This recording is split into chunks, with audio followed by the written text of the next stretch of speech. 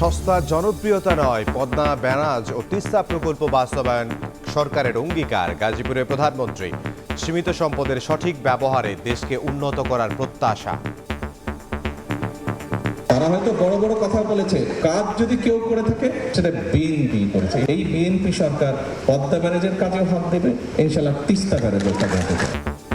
ভারত নির্ভরতা কমিয়ে নিজস্ব পানি ব্যবস্থাপনায় জোর সরকারের। কূটনৈতিকভাবে কৌশলী হওয়ার পরামর্শ। তাদের প্রতিদ্বন্দ্বিতাটাই একমাত্র অপশন নয়, there could be more option. আমার প্রয়োজনে নিরিখে আমার এই তিস্তা প্রকল্প বাস্তবায়ন জরুরি দরকার। আমাদের স্টাডি রিপোর্ট ফিল্ডে চলমান, যেটা কারিগরি সমীক্ষা খুব বেশি দ্রুত তার সহিত মাননীয় প্রধানমন্ত্রীর নির্দেশে আমরা শুরু করেছি। দেখছিলেন প্রধান শিরোনাম। সন্ধ্যার সময় সঙ্গে আছি আমি ইমদাদুল হক। অন্যান্য শীর্ষ সংবাদ। টিকার সংকট নিয়ে অন্তর্বর্তী সরকারকে 10 বার সতর্ক করে ইউনিসেফ। হামু উপসর্গে ঝরল আরও 6 শিশুর প্রাণ। সুস্থ হওয়ার পর ফের আক্রান্ত হচ্ছে অনেকে।